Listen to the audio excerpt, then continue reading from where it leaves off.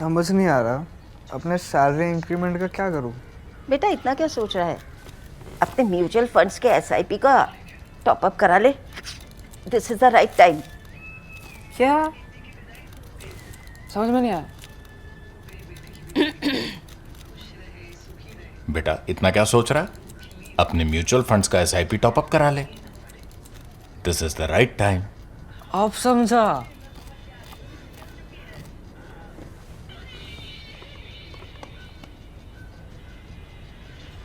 Mutual fund investments are subject to market risks. Read all scheme related documents carefully. Hello and welcome to another episode of Geopolitics with Swasti. I am Sabika Sayyad, and with us our consulting editor for Strategic and International Affairs, Dr. Swasti Rao, who takes your questions, dear members, on geopolitics, international affairs, India's position, how the global affairs at the moment are affecting us. Quite a few interesting and detailed questions this time, Swasti. The first we'll take is the question by Lakshmi Narayan. He's asking, why is there not much coverage about Israeli and Chinese relations? Right. With the war seemingly cooling down and the role of China during the war, what are the implications of long-term relations between the two countries? Is it true that Israeli intelligence heads warned China against supplying arms to Iran? Now, that's an interesting question, and thanks for asking it, because mostly when we are talking about the Iran war, and we've been talking about this for the last 3-4 months now, I think there's one aspect that often tends to get missed, which is the China-Israel factor. So I think the first thing to begin with is that China sort of multi-aligns in the region, and you cannot understand China's foreign policy, economic policy, and also a strategic orientation in the region with binaries. So you have to sort of, first thing, please just collapse all the binaries and understand that China sort of pursues its interest with everybody in the region, and they play a long-term game. With Israel particularly, the relationship again from both sides have been, quite transactional, and basically it is about trade and technology. So trade is quite robust. It's about $33 billion worth of trade that they have between the two sides. But the more interesting part here is technology. Now, technology is interesting because you see a lot of trade of the dual-use technology and equipment between China and Israel. So Israel obviously has stopped giving any defense technology to China. And I will give you a bit of background to tell you how interesting that story is. But Israel continues to give a lot of, civilian grade technology, which is definitely dual use, and a lot of subsystems also it keeps giving. So for the first part, I think let's understand that China and Israel have their own compartmentalized, transactional relationship, which is largely to do with these two things called, trade and tech. There is another thing that you must know, which is the Taiwan question, because the Taiwan question has pretty much been China's red line with all its, communication, whether it's the relationship with the US, whether it's a relationship, with Europeans, or whether it's a relationship with Israel. What happened in 2025 September was that 2025 September, an Israeli MP by the name of Boaz Toporowski, he, the Taiwanese and the Israeli sides were meeting more often, and then he went on and publicly stated that Taiwan is a friend and all that. And that was something, that particular public praise by an Israeli MP wasn't taken very well by China, and they landed up, as they always do, condemning it in the strongest possible manner. So I think Taiwan is going to be a red line. Chinese do not want Israelis and Taiwanese to sort of, become very cozy, so to say. But by and large, like I said, that what they are basically doing is having this very transactional, pragmatic approach to each other. Just a few things about the Iran war situation per se. But please don't forget the fact that it is in China's interest. While China would like to use these battlefronts to test their military technology like China has been doing for a while, it's just that we have started to take note of it only very recently because of what happened in Opsindur and all the PL-15 against India. But China for the longest time has been, in a very pragmatic fashion, in a very slow and steady fashion, and in a very, I would say, under the radar kind of a fashion, because they don't make too much noise about it. But China has been sending its, legacy platforms. I mean, many of them are now legacy, but legacy platforms, their, missiles, their air defenses. So they make it, and then they export these variants to several places where they can be battle tested either directly or indirectly.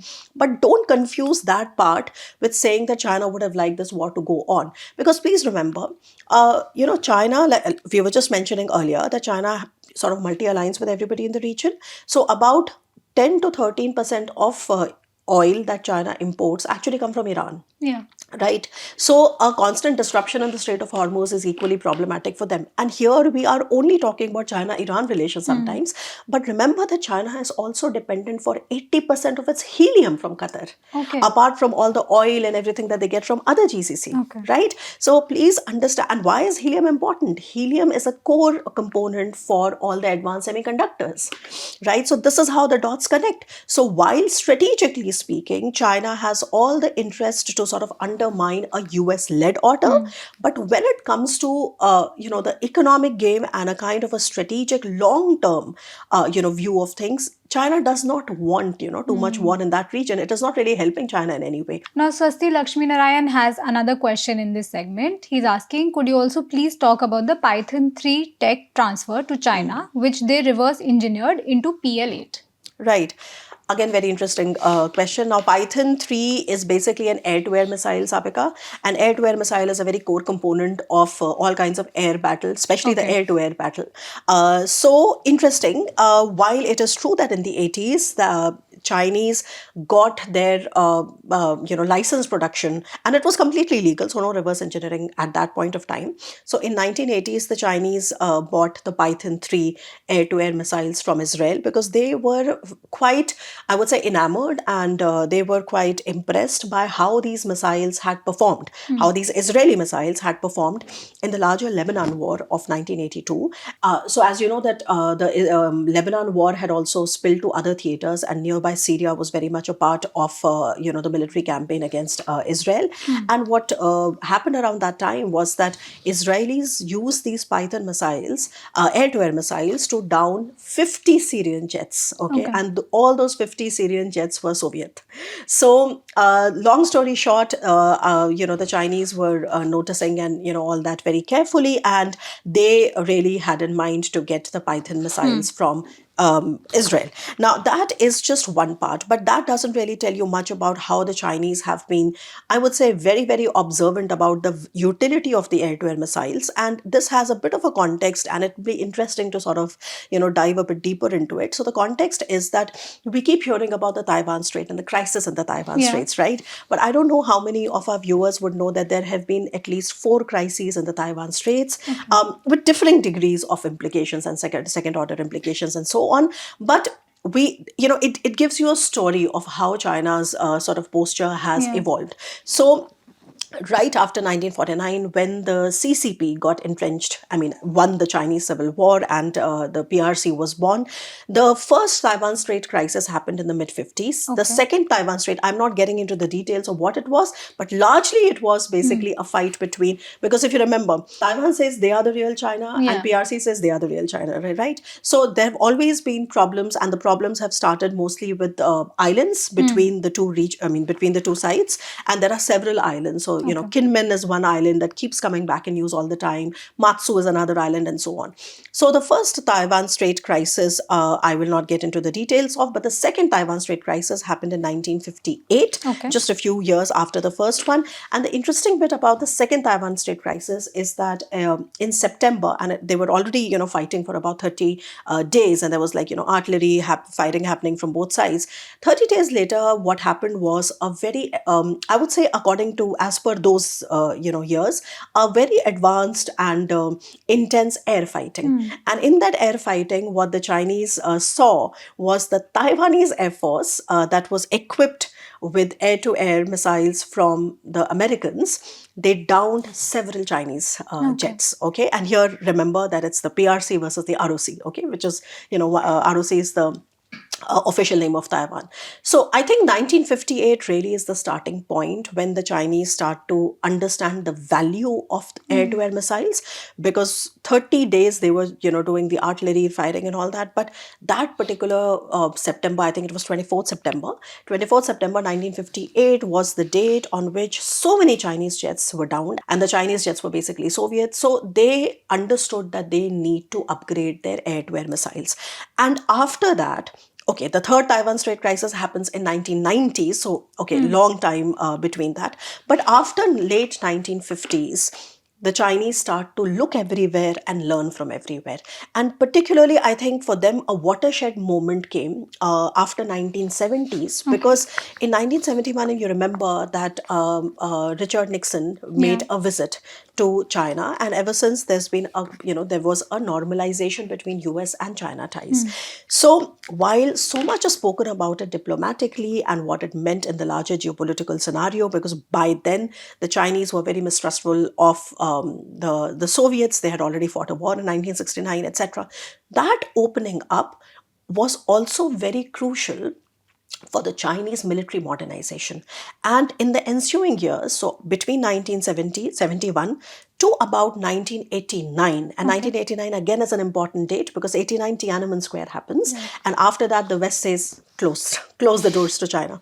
But between 70s and until the 1989s, like late 80s, there is a period where you see the Chinese doubling down on not just the Israeli systems, of course, that is where Python happens in the 1980s, but also Italian, air defenses, US radars, and so on, and the European and stuff and all that. So that period is very crucial for Chinese military modernization because it gives them a real window to basically get away from the Soviet era backward, so to say, equipment, and then move on to more advanced and more European, American, and Israeli systems. So that is where they are able to use, I would say fully utilize that process of normalization. So the Python, just to circle back to Python. So Python air-to-air missiles were then bought by China and then were made by China, under license production in 1980s, 80s. And in a few years, they already start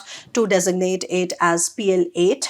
And then in a few years, they start making their own, then by then it is completely reverse engineered, to some extent, the PL-8As. So those are like early generation air-to-air missiles. But like I said, that it didn't stop there. They were also getting a lot of technology from Italians, from other Europeans, from the Americans, etc. And particularly with Americans, you must know that in 1986, the Chinese and Americans signed a particular kind of military cooperation, it was called the Peace Pearl program.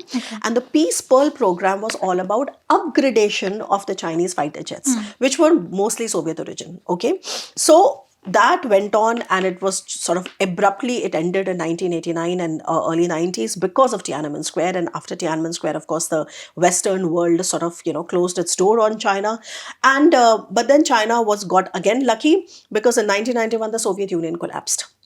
And once the Soviet Union collapsed, then the Russia of the 90s was very different. It was cash stripped. They had major economic troubles. And they once again cozied up to China and said that, okay, why don't you sort of buy more of our defense equipment? Because remember, there are two things that Russia sells to the world, of course, hydrocarbons and weapons.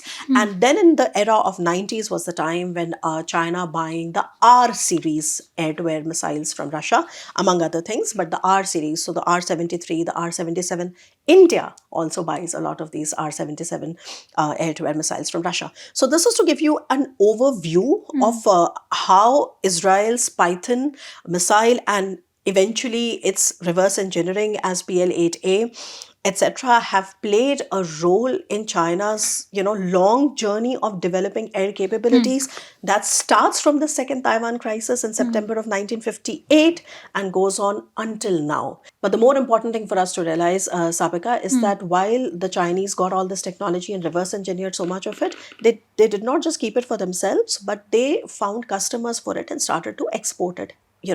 And most of these exports went to countries like several countries in Africa, Myanmar, Bangladesh, and so on. Basically, what it goes on to show is that the Chinese understood the value of not just acquiring the technology from wherever they could, but to improve upon it by first reverse engineering, bit by bit, improving upon it, and then to be able to send it to theaters where they can get it battle tested. And all that feedback then comes back to the Chinese systems for that upgradation. So this is an overall understanding of how China has gotten ahead with its air-to-air missile capabilities, starting from a particular point and going to a particular point. Right. Now, Swasti, Satya Pragandas also has a question relating to China, but bringing it back home, he's asking, in the latest bilateral summit with China, we got to hear a lot of things like elephant and dragon must dance together, and issues of the border problems were also discussed. Now, even after so many months, there is no news of an early harvest. What is the status of the talks between India and China's respective high-level committees? All right. What is the status of India-China border talks after a clear sort of willingness, at least on the Indian side, to try and engage more? Now, if you remember, several times I've given you a background to why this rapprochement is happening. Now, this is interesting because while the rapprochement has been going on for a while, it's been a couple of years almost since the rapprochement has been on. But remember, like I've always mentioned, that India and China have structural problems, and structural problems require structural solutions. Right. So it's not about a tactical normalization, right? Now, having said that, we must not dismiss the talks. There have been about 23 rounds of core commander talks. Naturally, there are issues which are unresolved. That is why there are so many talks happening. Otherwise, what is the point of getting core commanders from both sides to meet Yeah. again and again and again? So what is the point, right? And this 23 rounds have come after Galwan. Okay, so this is quite recent, and I would say the frequency itself tells you how serious the nature of the situation is. So very recently, at the sidelines of the BRICS security meeting, which happened in Delhi, the two sides again met, and so it is great for optics, frankly. And if you see that from the Indian side, we have also removed so much restriction on the businesses from both sides. Especially the Indian business community is very happy with all the restrictions being lifted. But remember that all of that is coming to India's trade deficit, right? I mean, India is hardly able to export much to China. And why is it that Indian businesses are happy about it? Because remember, the more India exports to the West, the more it lands up importing from China, right? So this particular trade relationship is extremely asymmetric. It's extremely vulnerable to weaponization, and basically it is not in India's interest. You could argue that this is a short-term, so to say, recalibration, because a good trade is is a win-win situation for both. But remember, the total trade that India does with China, from China's perspective, it is not even 2 or 3% of the total trade they do with the rest of the world. So the more we get ourselves dependent on China, the more we are vulnerable, to all the geopolitical shocks that we could expect from their side. Now, that's just one part. So I think better to be skeptical than to sort of let all your guards down. But there's just one thing that we need to keep in mind, which is that when the two sides met very recently in India on the sidelines of the BRICS security meeting, and finally when you saw the readout, right, the Chinese and the Indian readouts were quite different. So, for example, the Chinese side did not make any mention that Ajit Doval had called for sensitivity should be displayed, for our core concerns, etc. And they just said that, all right, we are not competitors but partners, but they did not really mention what the Indian side had insisted on. Okay, and this is not come for the first time. China often does it, but it basically shows that they want to exemplify a certain Chinese narrative, and it is not something which the both sides agree upon equally.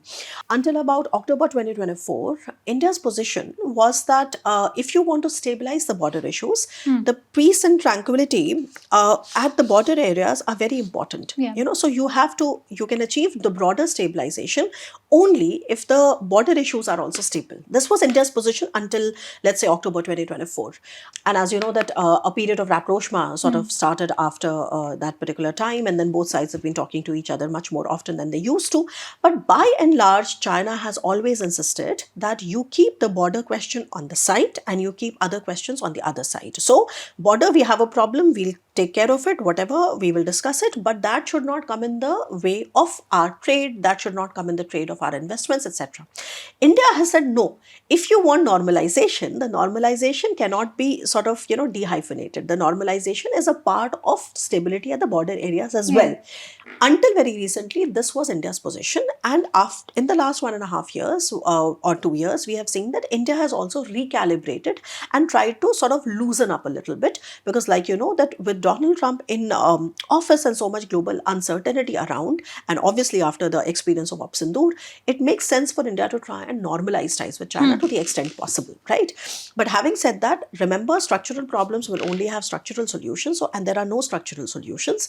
I think it would make a lot of sense for India to not let its guard down. Right. Now, Swasti, the next question by Surbhi takes us back to something that we've been talking about for a while, which is the US Iran deal. Surbhi is asking, are we realistically looking at a breakthrough for US Iran deal, or is it just another Wolf and Shepard cycle? If a deal is struck, will Israel ever abide by it given their unmet strategic security objectives? Can economic pain, that is sanctions, ever truly override a country's ultimate security goal, which is nuclear deterrence? The next question she's also asking is that what can a new deal achieve if it leaves proxy network active? Is Yeah. it ever possible to seize the fate of proxies? Yeah. So just in the question itself, Surupi, there were so many variables, and that's why you know that why the talks around the deal, are so problematic because there are just so many variables. Okay. Very quickly, what has happened? No deal has been signed. A lot of, I think, all parties met with a lot of fanfare, particularly from Pakistan side, and they wanted to call it Islamabad Accord and all that, and they met in Switzerland. The first meeting was cancelled last minute. The first time around when they were supposed to meet, then they finally landed up meeting in Switzerland, but they were not able to sign anything. Okay. So you don't have anything signed. What you have is a kind of an interim arrangement on discussing the memorandum of understanding. Even if the memorandum of understanding was signed in Switzerland, or if it will get signed in due course, it will still not be the deal. It will be about how to get to the deal. And there are a lot of interim arrangements about what happens for the next 60 days in Hormuz, etc., etc. So what do we have for sure? Nothing except the fact that America's strategic aims could not be met in Iran. And frankly, this is really a big embarrassment for Donald Trump because he has not been able to really fulfill any of the strategic things that he hoped to achieve. So he was not able to get his hands on the enriched uranium. He was not able to, there was no regime change. He was not able to, decisively destroy the nuclear enrichment facilities and so on. And of course, there was a big global cost he had to pay because, Iran weaponized the Strait of Hormuz. So that is from the American side. And, the midterms are coming. And even though Donald Trump keeps saying that he doesn't really care about them, but by and large, how the party performs is something which is going to be crucial. So I wouldn't say that there is no pressure, although I don't expect him to win. And there's a question on midterms, so we can come later. However, also looking at it from Iran's perspective, what exactly has Iran achieved? Because the fact that they could stay in place is not the same as saying that Iran met its, strategic objectives either. Iran has also burned all its bridges with its neighbors. If you hear the GCC countries, if you hear their view, of course, Emiratis are very clearly aligned with the Israelis, but the rest of the GCC, Saudi Arabia, Oman, Kuwait, Qatar, Bahrain, I mean, Iran has burnt its bridges with these countries forever. Omanis are a special case there because the Strait of Hormuz is jointly operated between Iran and Oman. So Omanis, by that geographic, qualification, so to say, or specification, they have to be a part of the talks that are going on. But Oman is also not in the view of having to pay for the ships to pay any tax, any kind of toll tax, any kind of environmental surcharge, or any money, for it. But the Iranians want it. So that is something which is unresolved. Second, and I keep repeating it so many times, and I'll repeat it again, Iran's strategy of weaponizing the Strait of Hormuz is a very short-term strategy, right? Because the more Iran sort of doubles down on it, now, obviously, they had this one leverage and they have used that leverage. In fact, I would say that they have overused and exploited that leverage because, and why were they able to do that? They were able to do that because it was impossible for the GCC countries to diversify away from the Strait of Hormuz in 1 month. But I keep telling you about data, how Saudi Arabia and the UAE, at least the two major, Gulf economies, have completely diversified away from Hormuz. Okay. The real problem is with Qatar, and that is why there was so much problem with natural gas and all. Qatar, Kuwait, Bahrain, Iraq, and so on. But even these guys, even these countries are doubling down. If you speak to anybody in the Gulf region today, right, it is all about how to create networks to diversify away from Hormuz. So I see a situation where in a few months, the GCC would not be dependent on Hormuz. They will never be dependent on Hormuz. What is Iran then going to do with all that leverage? So hypothetically speaking, if this situation repeats in sometime in the future, the Gulf countries would know that American security guarantees are not enough. They would have already militarized and modernized their military, so to say, by developing and buying more and more equipment to take down the cheap drones, and to make sure that the cost-effective solutions are there. And third, they would not be dependent on Hormuz anymore, right? So this is not a good situation for Iran either. But the unresolved question, I think there are two unresolved questions. What happens with the nuclear program? Everybody keeps saying that they will not allow Iran to develop a nuclear weapon, but we do not know if you can really 100% weed out the knowledge on how to enrich uranium from anywhere, right? This is like a larger open question. So one, we do not know. There will be pressure, Iran will comply, but I don't see that really getting resolved, okay? And the second and the more important part here is the question of Israel. Israel is going to keep going after proxies, particularly Lebanon, in Lebanon, Hezbollah in Lebanon, and that is not going to stop. Right. This has come even after one of the most unprecedented breakdowns of relationship between United States and Israel. It has already happened, right? The same American president that started a war on the behalf of Israelis, right, as now basically wanting to distance himself because Israeli, a campaign against the proxy network, Iranian proxy network, is coming in the way of this deal that he is so now desperate to have, right? While the Iranians are also desperate to have, but the Iranians are a different, species. They come from a different society. They are not worried about elections. They have to basically keep put, basically, right? They have to stay put. And the Americans, they are getting, criticism from all quarters. Naturally, the pressure is high on Donald Trump. So this is what is right now the situation. Of course, I think there is a bit of a, I would say, cooling off that you see. Whenever the deal is signed, I don't think it is going to be able to resolve all the problems of the region. But in my opinion, whenever the deal is signed or whenever an interim, arrangement is signed, let's say like an MOU is signed, I think it would be a bit more successful than we expect. Why? Because Americans do not want to start strikes again. And the Iranians also understand that this entire weaponization of Hormuz comes with a shelf life. Okay. Yeah. So they have to quickly get things back to work. Quickly get back to work and, try and normalize the situation before time runs out. Because the worst case scenario has already come true. Okay. But it doesn't mean that it is going to really solve the problem. I think the second order implications are far too many. And all sides would require some cooling off to be able to tackle those. For example, Marco Rubio was yesterday in the GCC. He's on the phone. If you speak to the GCC and to analysts there, he's like, Marco Rubio is on the phone all the time with them. Why was he there? He was there for damage control. So he said that, okay, you must understand that America is very serious about your security concerns.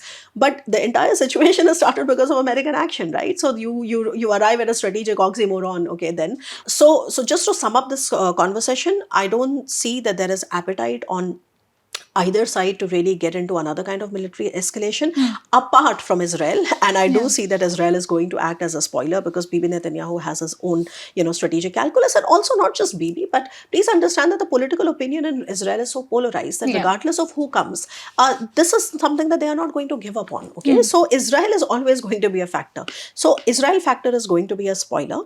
Second, I still do not see, the American bases or the American, so to say, weapons disappearing from the Gulf region. In fact, you will see a kind of a doubling down on American weapons, and they will purchase more weapons because not because they trust America or because America could live up to its security guarantees, but because you don't have anybody else that can step into that shoes. Third, and really important, is that you will see a lot of money, lot of billions and billions of dollars in drone and the unmanned ecosystem, being spent. UAE, Saudi Arabia, Qatar, most of these countries have already struck their deals with Ukraine. You will see more of that, So more of cost-effective solutions for tackling wars of attrition. And fourth, I think very important, nobody's really talking about a solution, so to say, but I think in the foreseeable future, what we will see is an attempt from all sides to manage the escalation ladder. Right. Because this time around, they did everything and yet they were not able to prevent, their business models from really falling flat. So I think management of that escalation ladder. So we will hear more of Oman. Yeah. We will hear more of Pakistan, because Pakistan is having a lot of skin in the game because it has a lot of genuine ties with, Qatar, with Saudi Arabia, with Iran.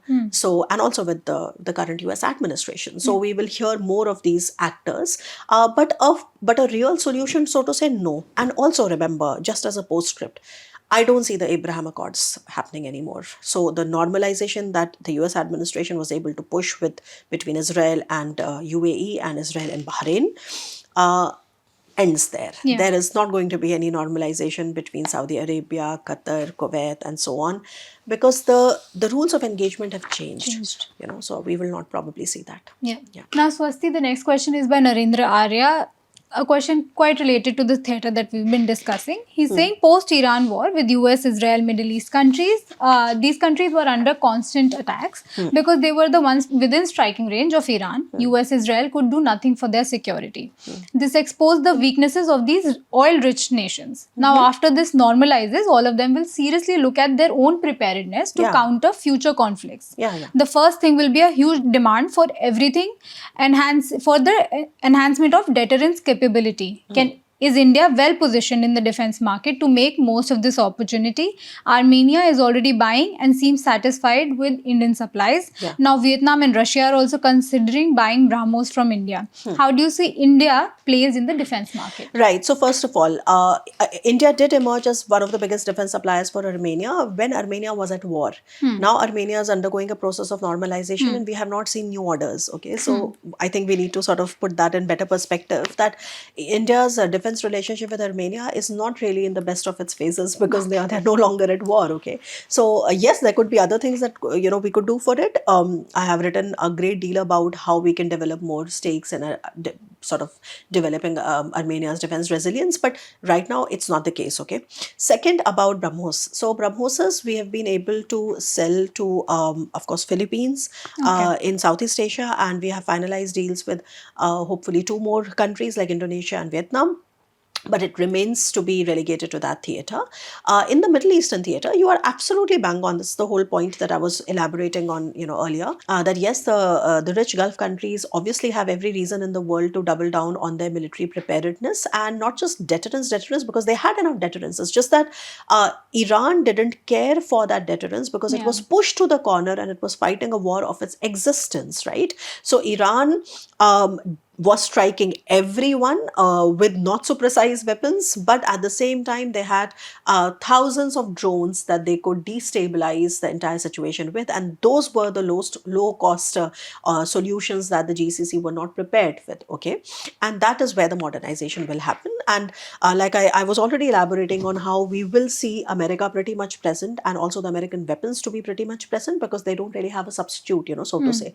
So you will see, shinier jets and more advanced jets and more air defenses, etc. happening. But at the same time, really unprecedented amount of money is going to flow into the low-cost solutions. And I think countries like, Ukraine and Turkey and those kind of countries are going to become very, very important there.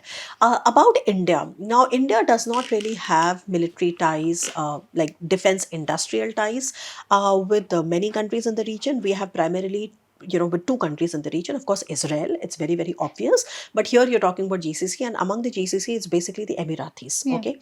And even with Emiratis, we do not yet have defense industry ties. Okay. Because if you look at the Emirati ecosystem and the others, they are primarily Western in nature. Okay. And they have not really bought any, or we don't really have anything to offer them. But yes, BrahMos is one.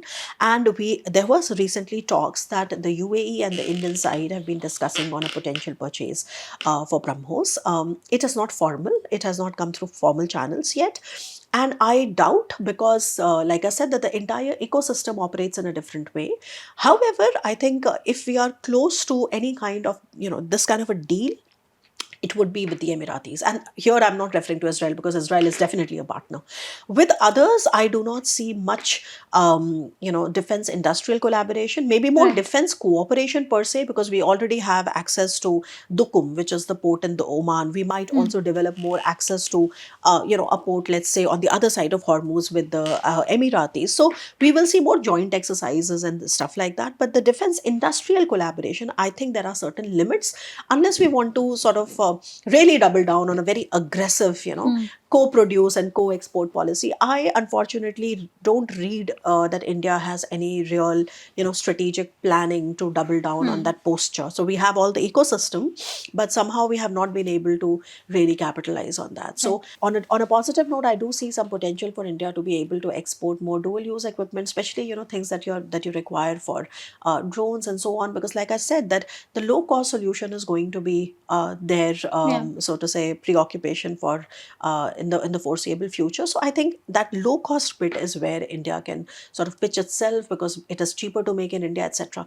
Because the kind of defense footprint that frankly Pakistan has in those regions already, right? Pakistani, I have given so many details of how the Pakistani pilots are the ones that are mostly flying the Qatari jets, and the Pakistan, Saudi Arabia has a defense cooperation. Pakistan and Qatar, they are also very close, and so on. So I honestly don't think that, except for Emiratis, we have really that appetite there for any kind of an Indian platform, or like a subsystems like BrahMos. So that I think is more hopeful.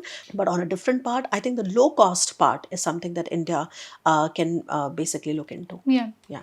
Now, Swasti, in a different part of the world, another churning that has been happening is the resignations of the British Prime Ministers. Right. Surbhi has a question on this. Why do UK governments constantly collapse over economic problems, Right. while Germany's complicated coalition system manages to hold together despite having major economic issues? Okay. Is there something uniquely broken about British politics and its economic strategy? Okay, all right. Now, the German system also appears to be working very well. Of course, I think you're referring to how the traffic light coalition was put in place. They went on for a while, and now, of course, CDU is back. Anyway, but the question is on Britain, so let me circle back to Britain. Okay, so mostly there are several reasons. Let me just try to keep it as recent as possible. Now, most of the economic problems that you see generally in Britain today are happening after Brexit, right? Yeah. And Brexit was a referendum that was carried out with a very different kind of a narrative. The narrative was that why should the UK relegate itself or subordinate itself to this large European mainland, and they should be away and they should be more flexible and more agile. But what you see that in the last 10 years, you have like a revolving door of prime ministers coming and going and Yeah. coming and going. In fact, there is also Liz Truss in between, who probably stayed only for about 30-40 days. And so anyway, I mean, so it basically goes on to show that UK has a problem with respect to stable politics, right? Now, when Keir Starmer won the election less than 2 years ago, that was quite consequential, because it ended, it was after 14 years that the Labour Party was coming back to Right. power, right?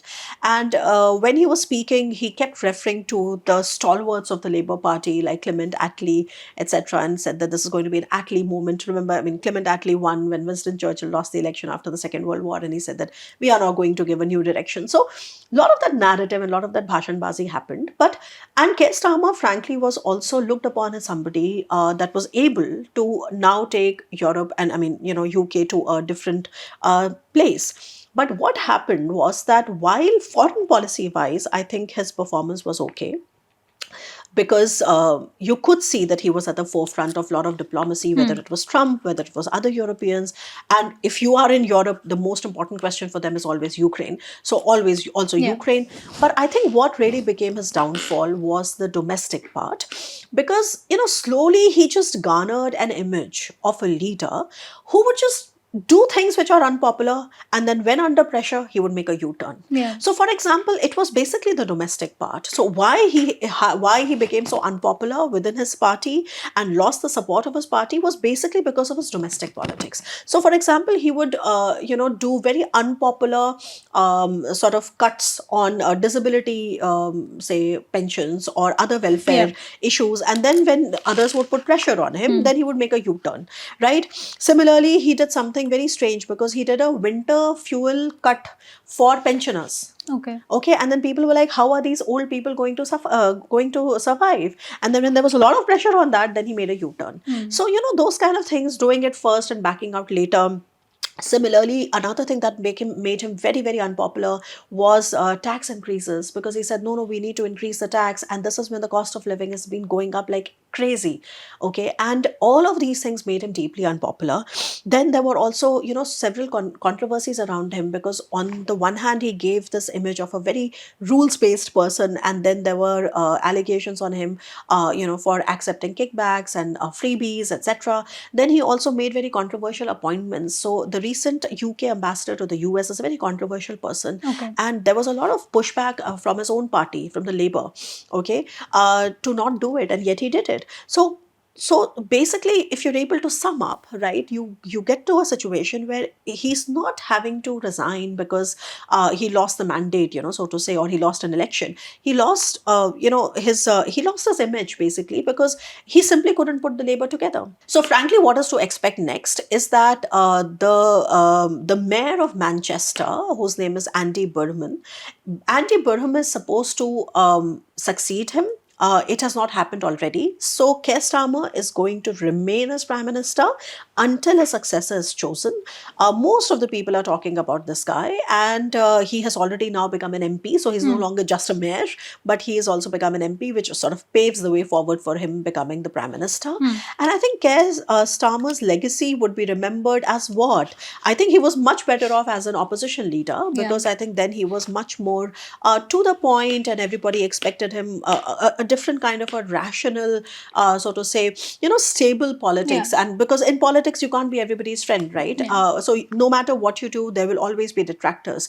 But I think this constant back and forth and this wobbliness, basically, that Keir Starmer showed went against him. And I think just today I was reading that Keir Starmer has also pledged about $1 billion in defense spending. And I think this also comes as after the fact that his defense secretary resigned, and everybody said that, all right, his ship is sinking. So yeah, let's say his legacy would be, I think, more defense modernization, for UK, and perhaps a more successful opposition leader, but a very deeply unpopular, leader within his own party and people because of his, constant wobbliness. Of course. Yeah. Firstly, Reema has a question on Trump and the upcoming midterms. Yeah. She's asking, by the end of this year, if President Trump and the Republicans retain unified control in Washington, what would be the implications for Ukraine, NATO, China, Right. tariffs, and India's strategic choices? Okay. Conversely, if Democrats regain power, how different would the global order look? Are we looking at two fundamentally different world orders depending on the US election outcome? Interesting questions on the midterms and the impact, a likely impact on foreign policy.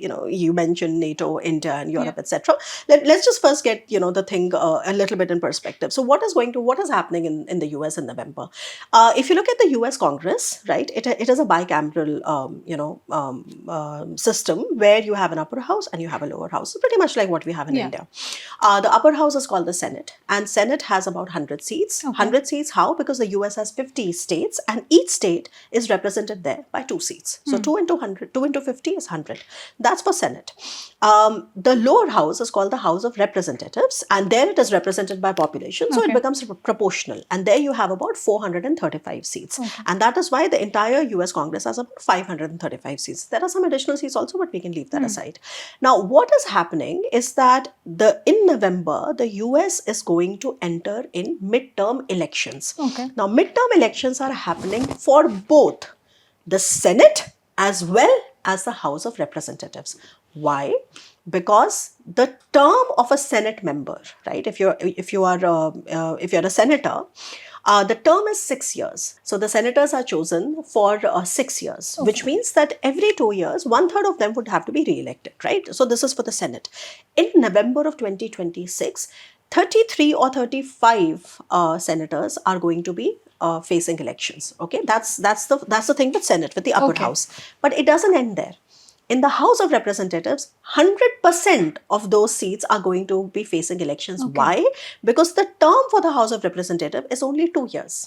So every 2 years, they have to face elections any which way, right? So what happens in November is that is why the midterm is such an important time and such an important juncture, because you will see a kind of a reshuffling happening. Currently, and what makes it sensitive is that currently the Republicans have a slim majority in both houses, in Senate as well as in House of Representatives. Okay, but now let's look at the history. The sitting US President's party has never won a midterm. Okay.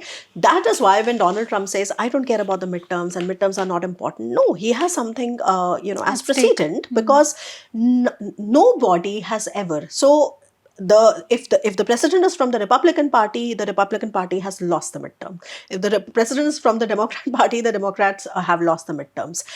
In 2018, when Trump was serving his first term, even then, he called the midterm elections very historic. Why? Because he lost the House of Representatives, but he could still double down on the Senate. And he said, oh, at least I won the Senate, right? This time around, yes, he's in trouble because of all the deeply unpopular things that he has done. Yeah. Let's understand the kind of political economic experiment that Donald Trump was trying to shove down the throat of not just the Americans but also the rest of the world by saying something, doing something else, tariff, ye, wo.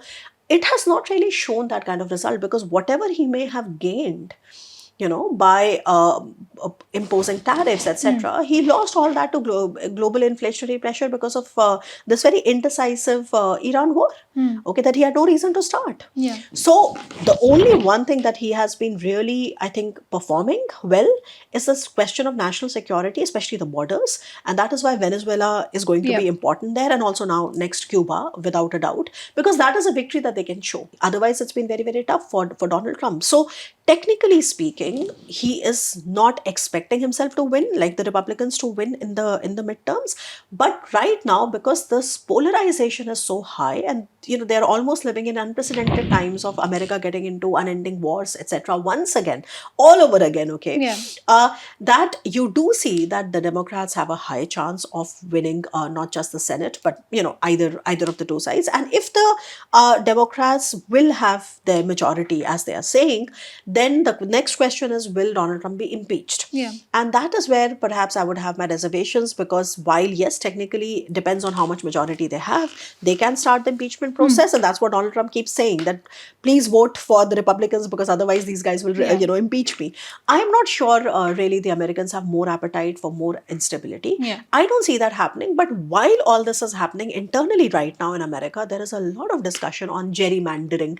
The students of political science would know what gerrymandering is, which basically means that in America there is a tradition where they redraw their constituencies because they want to favor one party over another, and they basically divide their the voting block. So a lot of gerrymandering is happening right now in the US with regard to the midterm. But quickly, in terms of the foreign policy,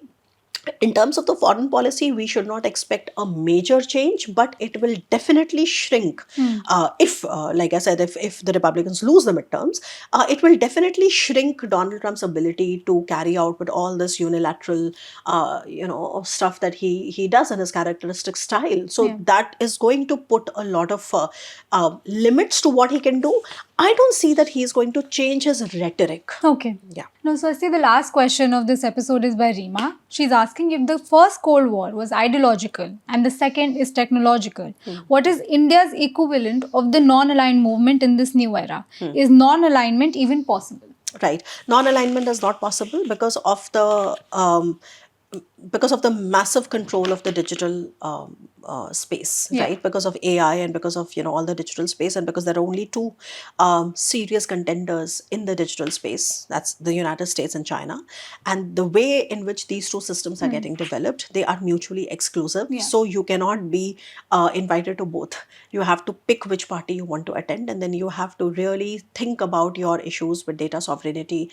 I mean, we have had some very terrible run with Americans lately, because remember when Fable 5 and another product was taken down by Claude, suddenly we were like, what do we do and how far do we go? But that is the nature of things. The rest of the countries are trying to calibrate and trying to hedge their bets and trying to do their own things on pooling their data, like Europeans are pooling their resources together to try and come up with their own solutions to reduce the dependency. Indians have their own way. We have our own India stack and a lot of things we do with it. But frankly, we are not the big players, okay? It's US and China. And because the US and China are such big players, we cannot side with China. So we have very, very limited, room to maneuver then. Second, why did I mention the global digital order? Because the global digital order and the character of the global digital order is such that whoever dominates the global digital order will come to dominate both the security as well as the economic order, because that's the nature of technology. Technological innovation today is cross-cutting, right? I mean, you see you cannot talk about military technology and its advancement if you don't talk about AI, right? If you don't talk about software and all the innovation. You cannot understand economics if you are not getting into how the rare earth and this and computing and stuff like that is also playing a role here. So we are living in a very different world. It was much easier for the world in the Cold War times to pick sides, to be ideological, to start the non-alignment movement. But frankly, today the room for that is really shrinking. And second, I think traditionally India has always conflated status with power. So we never. So in some way, you can understand it this way, that instead of going after developing capabilities, we went after developing more status in the world. So we should be liked more and we should be invited more. But that's the whole point. Just because you're invited everywhere doesn't mean that you are indispensable everywhere. Okay, being welcome everywhere, it's not the same as saying that you really are indispensable. I think today, can there be an equivalent to the non-alignment movement? That equivalence is already there. You may have heard of this middle power, synergy, the middle power group, and the middle power. It was made fashionable by Mark Carney at the Davos speech earlier this year. But not a new concept, but it's just that basically what these countries are doing is that they don't have the wherewithal to really take on US's actions or the might of China. So what they do is that they try to sort of club together. Not everybody at the same time, because of course not everybody is looking after the same thing and we have different strategic interests, but in a way to try and de-risk from global uncertainty. So in that sense, it is one attempt. It is again a commonsensical attempt. There's nothing uniquely genius about it. This is how states behave when they want to preserve their interest at a time when they cannot really rely on the big powers or with a failing multilateralism and a failing rules-based order. So this is what they try to do. They try to huddle together and they try to create more room for leverage. But having said that, coming back, there is a basic difference between how we should understand the first Cold War versus the second Cold War. The nature is entirely different, frankly. And like I said, that it is not easy to take sides. So as long as you're talking about mediation and you're talking about, who's going to lead the global south, and you're talking about, the political rhetoric of how countries should try and keep their options open.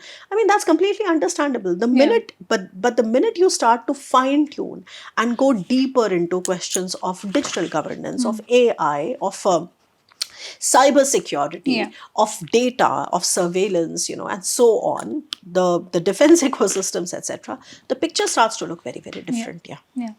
Swasti, that brings us to the end of our episode today. Thank you so much for taking such interesting questions from our viewers and for making the conversation always so deep and incisive. We'll be back again next week with another episode of Geopolitics with Swasti.